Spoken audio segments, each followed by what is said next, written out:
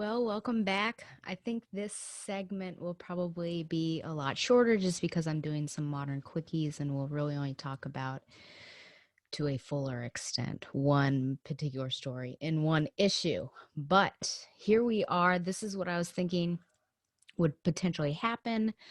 I'm going to go through some of the modern Batman tales that have been going on. I guess these came out in December, I suppose, because I know that DC Comics has had taken that break with the next all those future slate or future state stories.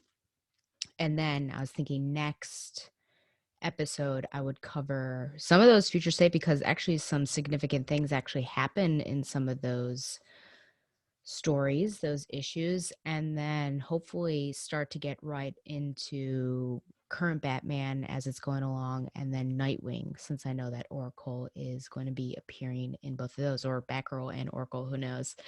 But my plan is, well, I'm just going to be doing quickies, but in right now they're modern quickies, but the same rules apply as I was doing with the vintage quickies, that I will give creator credits and I will give the publisher synopsis. At least I grabbed it from comicsology.com, and then tell you what Oracle is doing in these particular issues.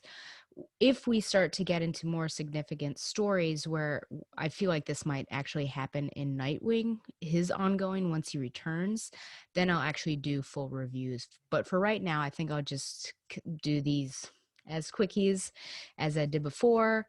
And it feels like I'm getting back into Batman because I've been away since I left the Batman Universe comic podcast. So it was interesting. I enjoyed actually starting to reread them again, but I remember being overwhelmed when I was on the comic cast just because they were coming out 2 times a month. But here we go. So we're going to do these, and then I will focus more on last stories of the DC universe, which we all know why probably I'm going to be focusing on that. So first we have Batman 102, Ghost Stories Part 1, writer James Tynion IV, penciler Carlo Pagulea, inker Danny Mickey, artists pages 13 through 16, Carlos Standa.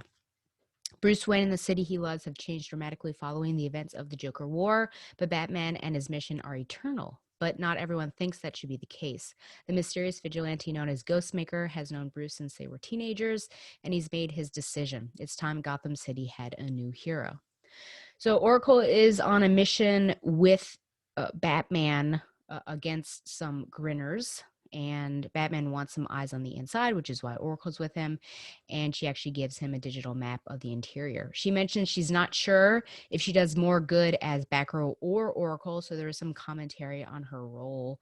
I think meta commentary as well as commentary within the comic, and seeing Cass and Steph with the bat symbol has given her some ideas. So again, I think just some things to take away is of course this discussion that she do more good as Batgirl or Oracle. I think it depends on the era, doesn't it? And then giving her some ideas. So a lot of food for thought, I think, as we're reading it, but also being readers and fans of Barbara Gordon. What does this mean for her publishing wise? So I think there might be, it seems to me like we're going to carry on, or she's going to carry on both of these mantles at the same time. And then I would love for this Cass and Steph and the bat symbols and whatever her ideas are to mean a bit more than just her saying that. I hope that something does come out. And I think in a future one, yeah, I'll mention something that Stephanie Brown says. So that was 102. Yes. Batman 103, Ghost Stories Part 2, writer James Tynion IV, artists Ryan Benjamin, Danny Mickey, Bengal, and Guillaume March. Batman and Ghostmaker go toe-to-toe to decide which of them will remain Gotham City's hero. The city is changing faster than ever in the aftermath of the Joker War, and with this change comes increasing dangers as Gotham citizens demand that Punchline be released from prison. Plus, Harley Quinn faces certain death at the hands of Clown Hunter, who's a child. So Oracle is frustrated she can't hear or see Ghostmaker on anything, and Batman tells her to stop looking because his GhostNet computers will eat hers alive, which is really quite shocking given what we know about Barbara and her her setup. But perhaps this is, current era Barbara, whereas Oracle in the past, I think, could have eaten Ghostmakers alive. But that's just saying something. We do know Oracle's abilities, and so to find someone else that can beat her in that is really interesting. And then we get to Batman 104, Ghost Stories Part 3, writer James Tynion IV, artist Carlo Pagulaya, Danny Mickey, and Guillaume March. Ghostmaker is living up to his spectral name as Batman scours Gotham City for any trace of him.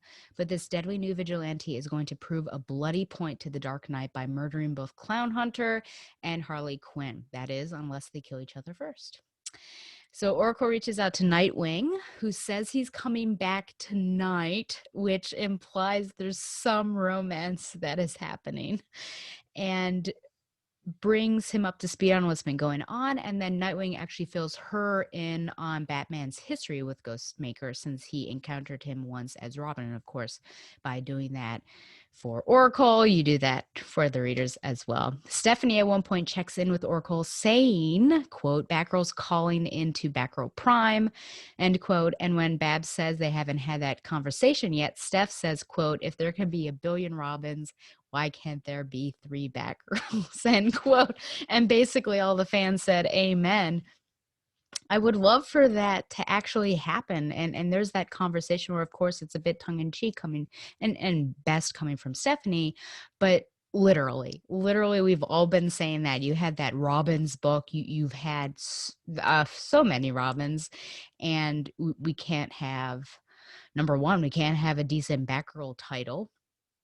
And number two, yeah, we can't have a Batgirl's title or Team Batgirl or Batgirl Incorporated. I don't even know if you want to borrow that from Batman. So I feel like throughout this, and James Tynion IV, just given what I've read when he's talked about Barbara, I think he recognizes her importance. And I'm hoping, I feel like he does have the clout to pull something like this off, to have it, maybe this be like a backdoor pilot and lead into an actual Batgirl's title. I think he has the importance over at DC Comics. I think he's got editors' ears. And the big thing, though, I think will go out to you guys and us, is that if that does in fact happen, we really need to buy it. We need to make it sell, because they're going to do that whole thing where they give a 7 issue or 12 or 13. I remember when they were doing this with the Robins, they gave it a short order run to see how it was doing. And then when it didn't do well, they chopped it. So we can only blame the editors and DC Comics so much, because if we're not buying things, then they're going to take it away from us. So, but the flip side is, of course, should we be buying things that's trash? So, I was holding on and buying Batgirl, but I wasn't enjoying it. And when you're giving the money, does that say like, oh, you are enjoying it? But it's more like, well, I just want the character to keep on going. So of course, there's a flip side to everything. But I'm hoping, I hope that this isn't just a joke that is being said, but something actually comes from this. Here's hoping. Okay, and then what I want to focus on most is the last stories of the DC universe, and basically talking about this whole, it says love story, but, well, we'll see. So we'll share my screen. So if you guys have it with you, I would almost read along with me. You know which one I'm going to be doing. And let's see, it says that it's paused. I would love,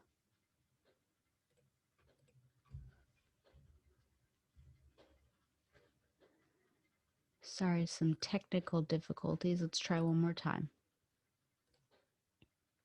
Share. Your screen share. Okay. I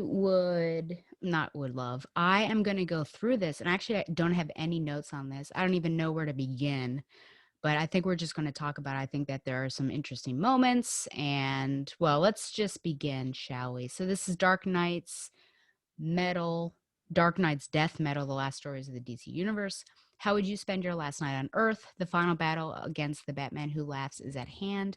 The final battle for the fate of the universe. The fate of everything is coming tomorrow, and survival is not assured. But tonight, our heroes have what might be their last chance to say their goodbyes, to let go of regrets, to spend time with the ones they love, or to do as much good as they possibly can. For some, these stolen moments will be their last stories. I don't know how much this is in continuity. So that's actually a good question. And it's interesting because I just read, the Dark Knight's death metal, or I thought I did.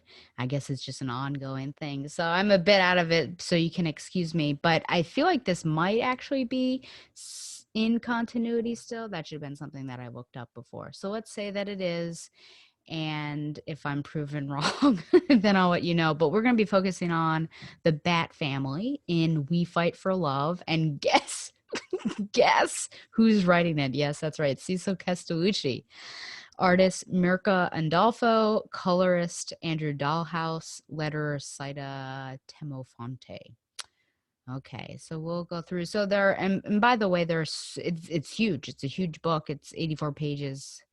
We've got the Titans, Green Lantern, Wonder Woman, Green Arrow and Black Canary, Aquaman, and Superman as well. So there's a lot going on here. So now I just have to find all of this.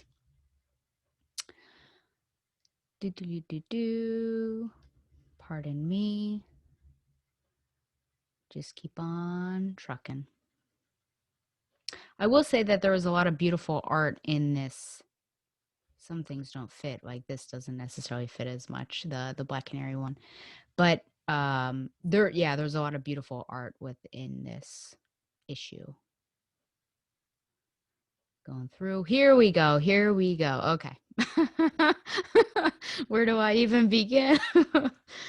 Oh boy. Okay. So so this is one reason why I don't know that it is in continuity, mainly because Barbara Gordon is for some reason using her or wearing her Burnside Batgirl outfit. So unless that was an editorial issue where someone was not correcting the artist, or the artist was also confused and skipped over Cecil Castellucci's run, then I don't know what's going on here.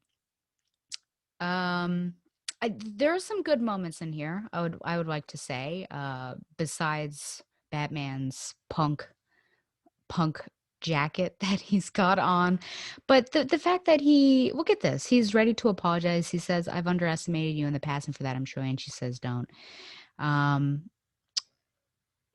yeah, he's saying you've always been a leader, Barbara. You see solutions in different ways. And so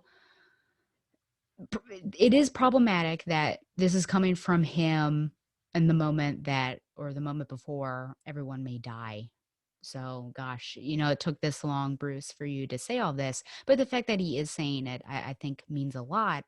And however much I, of course, disagree with the things that this writer does, I will say that I think deep down, maybe not even deep down, but I think that Bruce absolutely believes these things about Barbara. And it's just difficult for him to voice that. I think she could have used this though way earlier, and multiple timelines and past careers. I think she could have used this because there is, I think, this not antagonism. The relationship is strained to a certain extent, and it really does depend on what continuity we're talking about, but they clearly do have some unresolved issues. And so here is a bit of a nice moment for them, at least. Okay. It's at the bottom, he says someone might live on because she's a bit, I don't know, she's not as hopeful as one would expect for being Barbara Gordon in Batgirl, and she feels like everyone's dead. But he says someone might live on, someone we love. I hope it'll be you. So the fact that, out of everyone, he hopes that she would carry on that mantle, which is interesting because, of course, how much he loves his Robins. And I don't mean that derogatory. I just mean like he loves them. They're his sons, so you would almost think that, oh, Tim should be the one.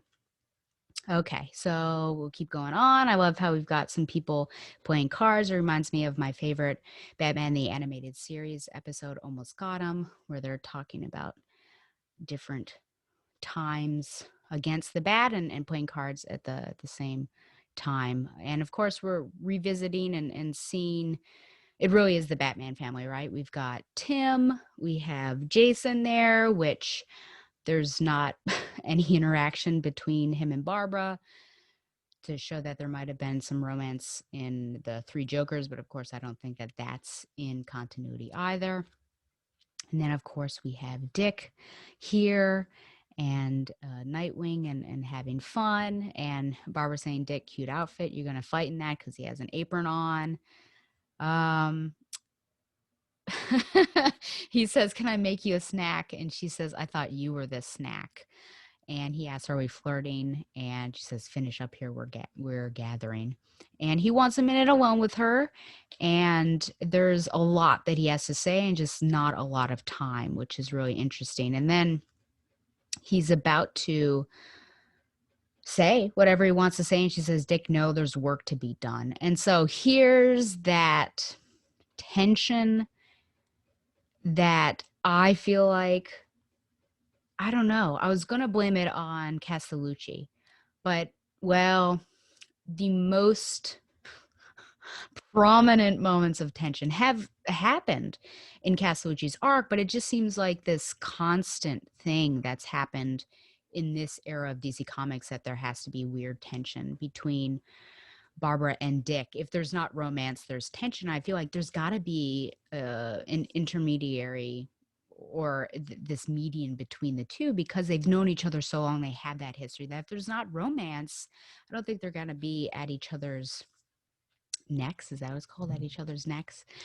They're going to be friendly. I think that they'll love each other, whether it's not erotic love. I think there's definitely some agape, or can't remember what the other love is there, and it often comes from Barbara Gordon. It's like we've always got to make her this, the B word basically, and I just don't like that. So no, she's saying no to Dick. There's work to be done. He wants to get some things off his chest. And she says, you want to unburden yourself and burden me. and, and then he smells something, and he says, it reminds me of you, of what you mean to me. You're intoxicating. And then she gets angry. There's no time for this, Dick.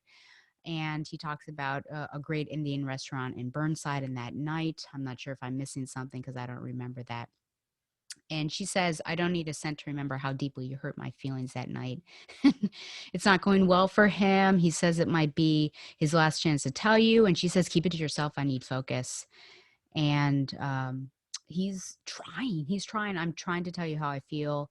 And she says, I don't need you throwing emotional bombs at me. Come on, we're late. So this is what I'm talking about, this tension, and always just from her side. He's really trying here. They all may die. And she's just put up this wall and is not listening to him, not even entertaining the conversation. It reminds me of, and I think this in particular is coming from Castellucci, because of course it reminds me of, what was it, Batgirl 50, I guess it was, right? Where he is trying to start over and be friends. She's like, no, I can't ever trust you. And basically some hypocritical nonsense because of his trauma. And so here we have her. And now I could argue, or one could argue, that she doesn't want to go into what they're about to go into, basically the suicide mission as they're portraying it. I don't know, in danger, I guess, the fact that she's going to be worrying so much about him and going in there, and she just wants to protect herself at all costs and not put it out there, so that if he dies and she witnesses it, it like destroys her, even though of course they're all going to die. And just I think protecting herself, I guess one could argue, but it just comes off really poorly. And someone who's trying to be genuine with you and really put your feelings out there, whether you reject them or not, I think at least hear them out, especially in this crazy time. The good thing, of course, about this is that the art is really nice, but that's about it, isn't it? So, nice little meeting. We get the Bat family there, though. Of course, we've got some people missing, which again, continuity wise, I don't know. But Cass isn't there. Batwoman isn't there, but I'm not really sure what the status of Batwoman is since we have the new Batwoman. And is there anyone else I would say? Harper Row? Do you remember her? She's not there. Stephanie's not there, so I guess it really is the core Bat. Whoa. Wait a minute, I just thought if this is the core Bat family, where the deuce is Damien? What's happening here? And that is Tim for sure, right? Oh yeah, he wants to talk to us, Tim. Okay. Well, that's a bit confusing, but anyways, we'll move on.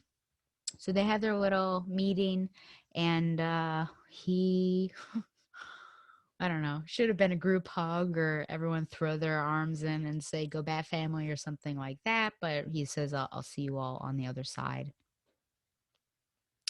And let him go. Wait, so Damien is there?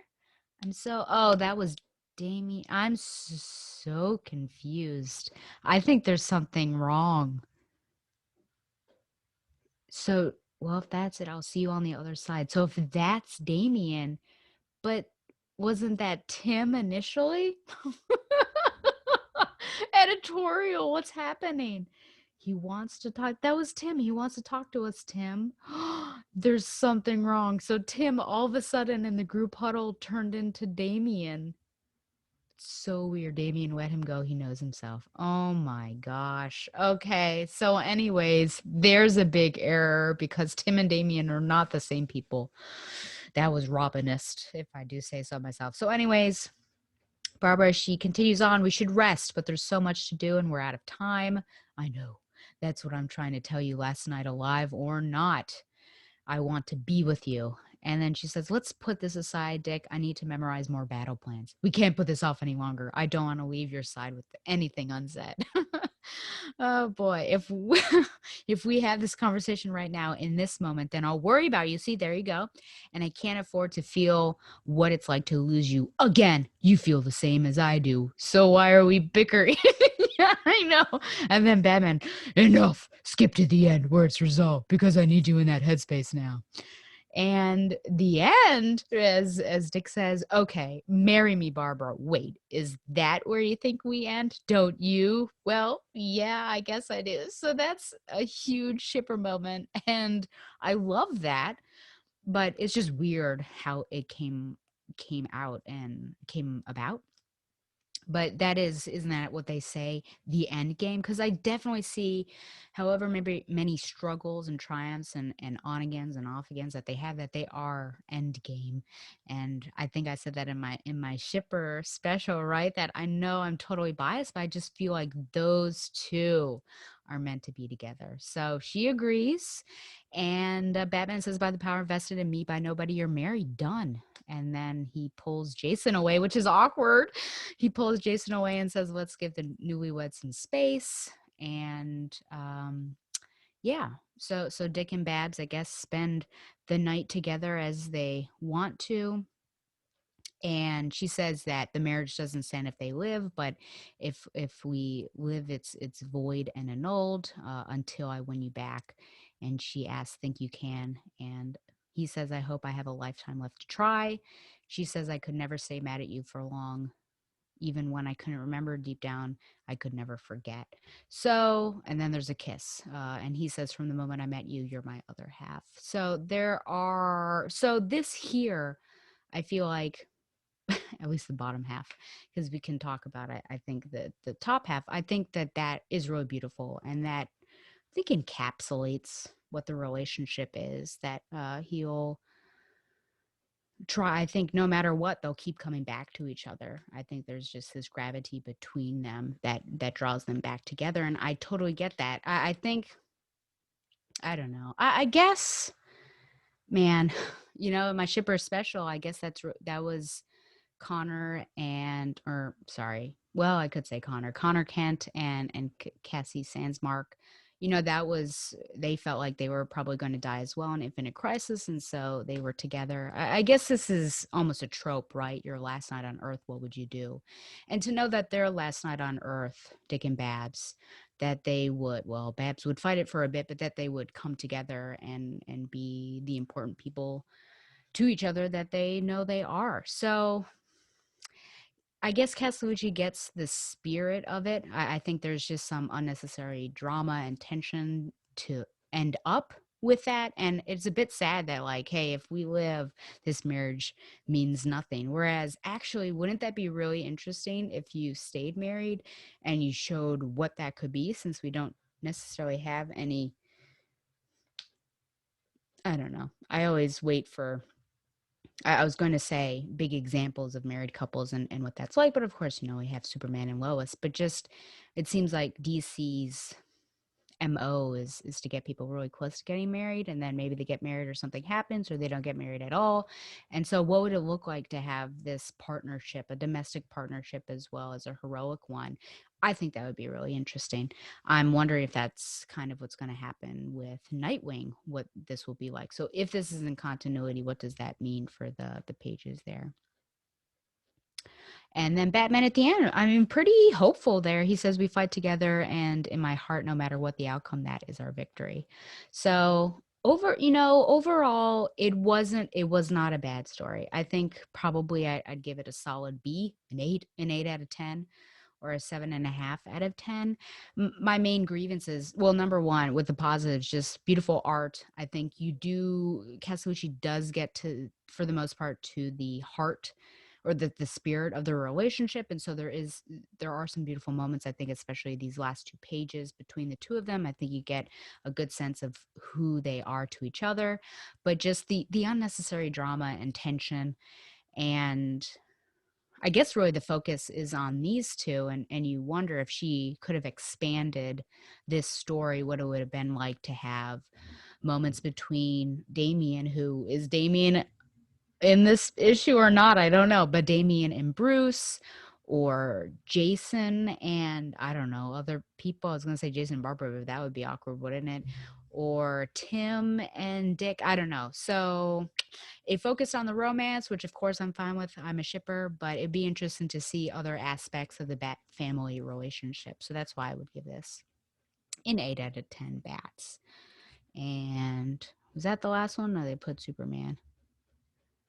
I wonder if they were, I often wonder how particular they are in laying stories out and importance, because of course, well, I shouldn't say of course, but if you recall, I also have a degree in architecture, and pinups and things, where pinups were basically when our designs were on display and we had to go through our critique.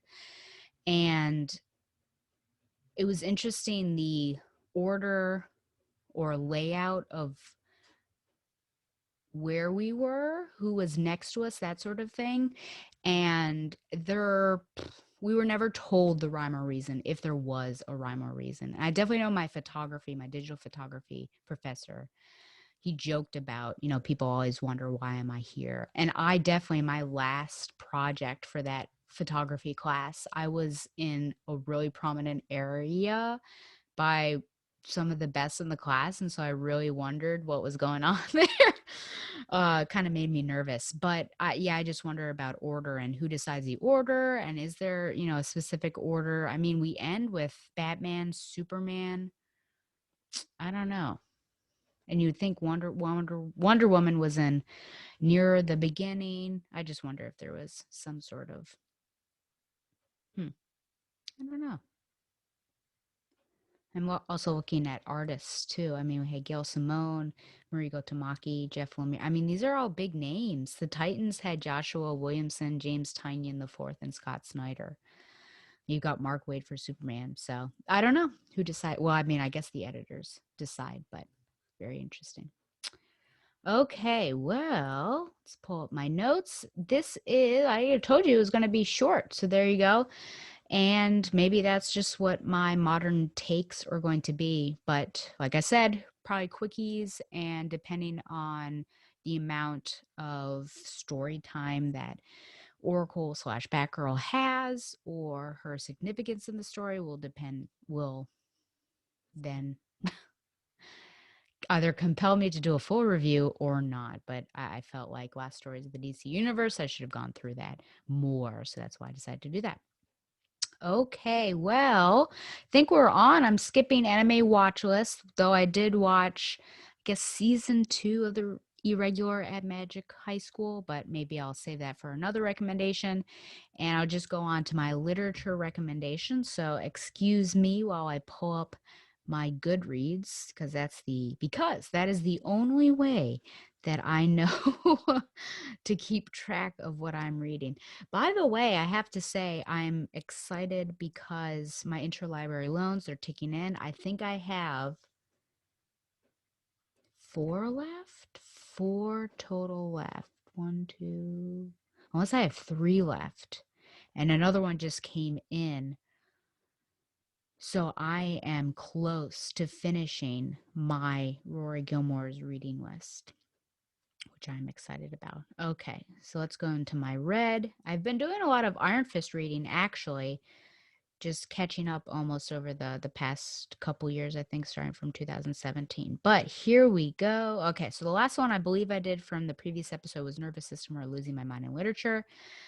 I really wanted to read something called The Color Complex, which talked about, I guess, like the social and political and cultural structure of colorism, but unfortunately my library does not have it. But in looking for that, it's by Kathy Russell and Midge Wilson. I was able to find something else called Divided Sisters, which really plots out the, well, let me read this one. So tackle the nature of relationships between Black women and white women and explore how they do and don't get along. And so I learned a lot, like a lot of these books that I've been reading. And the one thing that I would critique it on, which they even said at the very end that this was not the job of the book, is just like, how can we get along better? And they said that's not for us to say. That wasn't the point of it. It was just to explore what our relationship looks like and why it may look like that. And so it did make me think about some things that I had been doing, and just being cautious that I had not been cautious that I don't do that, and also answer some questions for me. And I think brought up more questions on certain things. I think I found out about texturism in Divided Sisters, which I had no idea existed. So that, more things my horizons are being broad in even more. So I do recommend that. Then we have Small Great Things by Jodi Picoult. And wow, I recommend it. The end, I think, went too quickly and she missed some opportunities. So it's about a Black nurse, specifically in it's not neonatal, is it? A neonatal nurse. And she is refused. I don't think I can use the passive. The patients refuse her as their nurse because they are, I was going to say Nazis, but that's not what I'm looking for. White supremacists. And then something happens with their child and she intercedes. The child dies. And then there's this whole court thing that she has to go through, and they go through and everything. So the ending, I mean, everything, this court, it's building, it's building, it's building. Then this thing happens at the end. And for me, it somewhat comes out of nowhere. Though there were seeds, I felt like it was a little unbelievable. Though when I said this to somebody else, I felt like, oh, I shouldn't have said that because of a response that she said. I don't really want to spoil this particular novel. So then I felt really bad. But, man, I wish I could spoil it because then I could tell you the things that happened. But Pico had a really interesting opportunity to investigate or have a character investigate what this new identity meant for them, I'll say. And instead, she killed off that character, and then another character grew and changed. And it was just so quick. There was no, yeah, I don't know. There could have been, there was a great opportunity to do more with that, and it felt like she was just ready to move on, like let's end the court thing and let's give this other character a new chapter in his life. And so I sadly I disagreed with that. Okay, then stamp from the beginning, the definitive history of racist ideas in America. See, I've been reading all of this by Ibram X. Kendi. That was really interesting. Of course, I have. I mean, basically, the one thing I've learned is that racism is sewn into the DNA of this country. It started even before people were over here. So, of course, they carried their racist ideas over, which is really unfortunate. So we really need to step it up and fight this kind of stuff. There were some things I disagreed with, per usual, I suppose. You have to, even though Don's asked me at one point if Kendi asked you to jump off of a cliff, would you? And I said, I don't know. I'd have to think about it. But you do have to. You can't take everyone, even though I really like him. You can't take everything they say as gospel. And so of course, this is history, so I'm tracking with it, and I'm trusting that he's got the facts and everything. But then some things he says at the end, I felt like he contradicted himself at one point. I reread it a couple times, just that, protests don't make a difference, and then later on it's like we do need to protest. And so I feel like, it might feel like protests aren't making a difference, but if you don't do anything, then people are going to think that everything's hunky-dory, so you do have to step up. So anyways, always, read with a grain of salt, and make up your own mind. Don't be lemmings. Absolutely. I reread Absolute Identity Crisis by Brad Meltzer and Rags Morales. I really love that. My favorite, I shouldn't say that, one of my favorite DC Comics stories, period. And if you listen to my Shaper Spotlight, you'll understand why I did that. World of Wonders in Praise of Fireflies, Whale Sharks, and Other Astonishments by Amy Nezhukumatatil. I hope that's correct. But short essays just about particular, it's an essay slash memoir book, or a series of essays slash memoir. And I wonder what the adjective is for essay. But an essay, no, I don't know. But it examines different species of life, and then how it interacts with her life, which was interesting, her history and her upbringing, things like that. Extravagance, which was one of my Rory Gilmore's reading list, by Gary Christ. Really interesting. It takes place in London in the, I think it was, let me click on this. Was it the 18th century? Oh, okay, so London, the 1690s, and New York in the 1990s. And so the first time, and it's really all about Wall Street and that sort of thing, trading. And the first time it switched, it was at a chapter mark, so that was fine. But I had been in London, and then all of a sudden it switches over to New York, and I felt like I had been on drugs. And it does it more frequently, and near the end it's doing it within a chapter, and I really, it took me aback. It was more interesting than had it, because these these interlibrary loans, I'm just like, you need to give them to me. I'm not even looking up what they are, so they're all a surprise to me. So it was a surprise. I don't know that I necessarily would have read that on my own had Rory not read it. Another interlibrary loan, A Month is Sunday, Searching for the Spirit and My Sister by Julie Mars, where for 30 Sundays she goes to different churches. Her sister died of cancer. I'm trying to think of, what was it, liver cancer? I don't think it was liver cancer, but she cared for her until she passed away. And then she was really, I mean, her sister went back to church, or at least found that at the end, and struggled with it a bit. And then the author really has struggled with it for a long time. So she was searching for that, as I said, the Spirit and My Sister, which was good. I enjoyed that. One Life by Megan Rapinoe.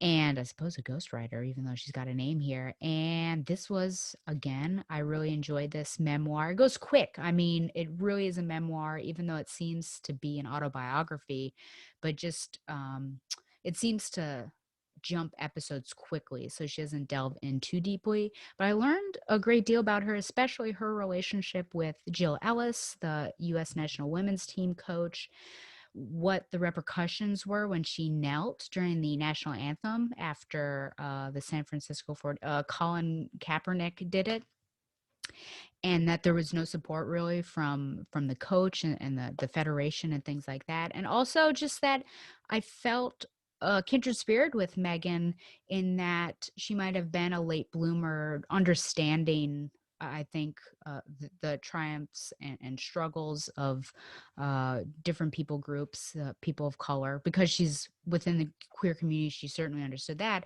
but just starting to understand it and looking for more education, because I feel like that's me as well, just like not necessarily, I think, thinking everything was hunky-dory until you realize, like, wow, actually things are not hunky-dory, and then not sitting in my ignorance but actually trying to learn more and educate myself. So I felt like that she and I were similar. Like I said, been reading Iron Fist or the Living Weapon by Kari Kyle Andrews. It was okay. The Guest List by Lucy Foley, I really enjoyed. I was listening to that to audiobook, and number one, I thought, am I going to find out who died at the same time that I find out who murdered them? And kind of, and it was someone I didn't expect. Let's just say that. But the person who died, I thought, good riddance, because that person needed to go. And I needed a space of, a cleansing. So I read The Return by Nicholas Sparks, which I feel like is almost a double meaning, because didn't he return? Didn't he step away from writing? And then it feels like he came back. But I liked that a great deal. And then just read Immortal Iron Fists, which was a limited series, again by Kari Kyle Andrews. And I didn't really care. The art I did not care for, and weird stuff was going on in that, so I wouldn't recommend that. So that has been what I have been reading. So there you go. Well, this is it. Thank you for sticking with me. I don't think this went too long. Remember, you can send any questions or comments to backrolltooracle@gmail.com. You can also find the show on Google Play and Stitcher, like the show on Facebook, or follow it on Twitter @backrolltooracle, and subscribe to the show on YouTube for an uncut version, which you can be watching and following along and reading comics with me. Follow the Batman Universe on Facebook and Twitter as well, and support the Batman Universe by subscribing to Patreon. Once again, thanks to Mile High Comics for sponsoring Backroll the Oracle, the Barbara Gordon podcast, the Barbara Gordon podcast. And thank you to Jacob and Shire, as I like to call them, Joshua, that's their little shipper name, for coming on. And I hesitate to say what I'm going to say, so maybe I won't do it. I'll filter it. But I'm glad that I got to break you in on podcasting, and hopefully it is not the last time. Happy Black History Month. And until next time, fly on, Babs lovers.